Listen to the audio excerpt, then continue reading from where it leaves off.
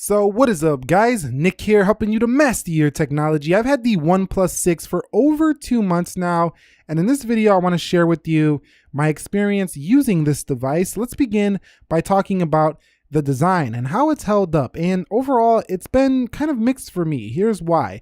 After getting the LG G7 ThinQ, this phone has actually felt rather wide in the hand. So this is definitely a wider phone, and because it's a really tall display with that notch extending the display even further, I think if you have small hands, the reach is rather long on this phone. Also, there's no way I found to use the fingerprint to swipe down notifications, which doesn't help at all. That feature was on prior OnePlus devices, and with this design, you do have a camera bump, so you do need a case to cover this thing, or that camera is vulnerable. It's slippery just like all other glass phones, but the great things about it are that it supports a very nice premium feel for that price point. Very large display because of the notch, and you also do have really thin sides that feel very nice, and a mute switch which is great on all the OnePlus devices. So it's been, so-so. I really think it feels premium for the price, but I think there's phones that do have slightly better designs than the OnePlus 6, but really, what's really touching the OnePlus in its price point? Not many phones, if any. Over 2 months talking about the body and the build of this phone, 177 grams, so it's about the, iPhone 10 weight, to be honest, but because it's a little bit more balanced across the body, it doesn't feel like as heavy as an iPhone 10. This phone also does have splash resistance, no IP rating for the OnePlus 6, and it hasn't really scratched at all, so that's a good thing. You do have a nice Gorilla Glass 5 on this phone, so it's a DCI-P3 display as well. So overall, the body and the build of this phone, I think, has been pretty fantastic over the past couple of months. Not much to complain about there. Again, I just think because the camera bump, it's a little bit vulnerable, and I did get a little scratch up in the corner, a little scuff, but that was my own fault, so I'm not going to fault it there for none of those reasons said. 102 ppi is where this phone, I don't really dig it too much, because I really do like those higher res screens that get up in the 500 pixels per inch. I know a lot of people say that doesn't matter, but when I put this next to a Pixel 2 XL, I put this next to an LG G7 ThinQ, I put this next to a Galaxy S9 Plus, I can see that higher resolution easily on that text. So OnePlus 6 has a great calibrated display, AMOLED, beautiful colors for video.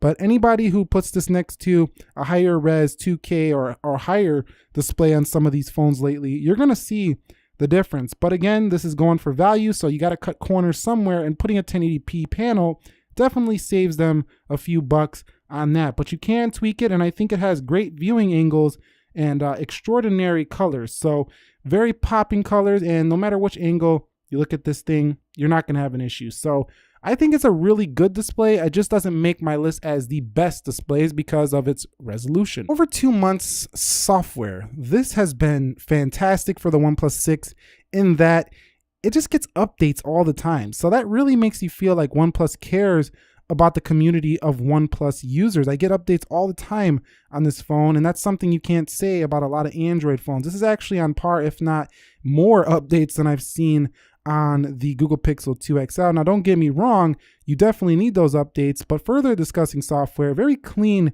user interface. There's a few OnePlus add-ons such as the gestures and the ability to hide things like the little dock down here and get rid of that. There's just a little few add-ons that are actually quite useful for the OnePlus 6. And other than that, a few button changes you can do. The OnePlus 6 is a clean, stock kind of feeling software on Oxygen OS. It actually reminds me more of an old rooted OS known as CyanogenMod. That's the closest thing I feel like a OnePlus software comes to. And that brings me on to performance. This is actually the fastest phone that I currently use. The 8 gigabytes of RAM in here with the Snapdragon 845 coupled with Oxygen OS and constant software updates. This thing is faster than pretty much any other phone on the market. So what can I say about battery after 2 months with the OnePlus 6? It's been definitely very good in terms of getting me through a full single day. I haven't found this phone to get me through more than maybe a day and a quarter. It's not going a day and a half. This one needs to be charged up every night, but with a 3300 milliamp hour battery and the efficiency of a Snapdragon 845, if you are a light user, you might go 2 days, but I'm a pretty heavy user, so I'm not getting through more than 1 day. But dash charging is so fast that it doesn't really matter on the OnePlus 6 because you can go take a shower, come back, and your phone is almost fully charged for this device. So battery life has been acceptable. I haven't been disappointed with it at all for the OnePlus 6. Now I'm going to discuss camera a little bit, but I did some comparisons with this phone and you can check out those links down below. Clean software for the camera. In my past 2 months, I've really enjoyed how simple it is to shoot with this device. And you do have some nice modes like Google Lens, Panorama, Pro Mode, Time-Lapse, Portrait, and Slow Motion. The ability to just put the timer on is so simple. I wish all phones would put the timer right up there in the settings right from the viewfinder. You can go 19:9, 1:1, 4:3. Those are basically the aspects you're gonna need for a phone. Over here, HDR, and overall, I really love the software, as you can tell, with the OnePlus 6. It's just super easy to use and has a pretty high rating on DxOMark for its camera. I know not everybody takes that too seriously, but the OnePlus 6 is a very good performer in real life. Take a look at these samples and decide for yourself if this is something you're still going to consider.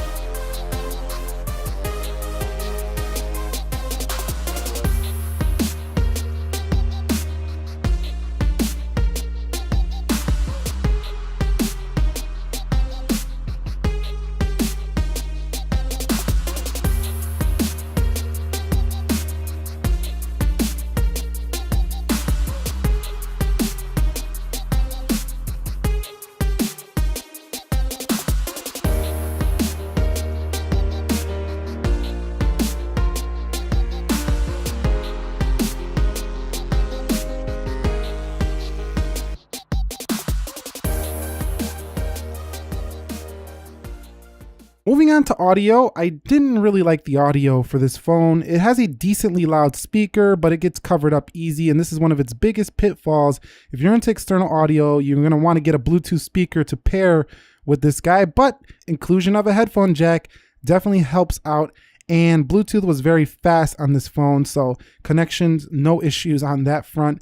Very good audio experience through Bluetooth and the headphone jack, but on the external, it's not that great. So just keep that in mind. That's my experience so far with the OnePlus 6 over 2 months. Lastly, discussing phone calls. The OnePlus claims that they have fixed the phone call issue in a recent update. Hasn't really changed much for me.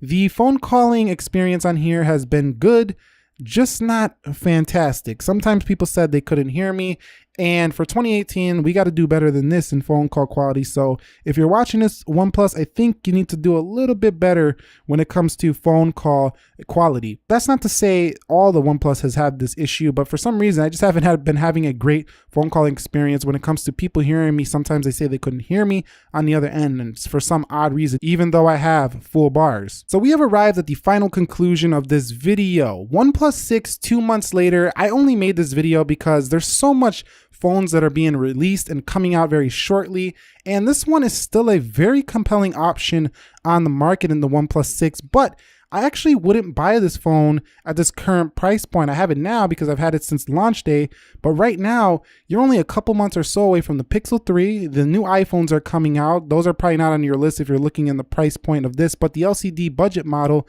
might be more competitive with the OnePlus 6, and the OnePlus 6T is probably going to drop in a few months. So buying this right now, it's kind of a hard place. I think the best time to buy a OnePlus is when they first release. But if you got your eyes set on the OnePlus 6, it's a pretty stellar performer in most areas, and everything that I said I didn't like about it, it's just nitpicking little things. This phone offers a fantastic value at a fantastic price point. It's basically just as good as a phone you're going to pay twice as much for. If you guys want to see more content related to this device, I have shot quite a few videos. I'll link them down below, some speed tests, some camera comparisons, and I think I did a camera review on this one as well. Any more video suggestions, feedback, questions, let me know. I do use these phones in the real world, so I can help you out with that. And if I can't get back to you, people in the community using these devices will answer your comments, so don't feel afraid to ask a question. If you found this video helpful, entertaining, informing, enjoyable, do me a favor, click that like button for me. And if you're new here, consider subscribing for more. Thank you very much for watching. Nick here, helping you to master your technology.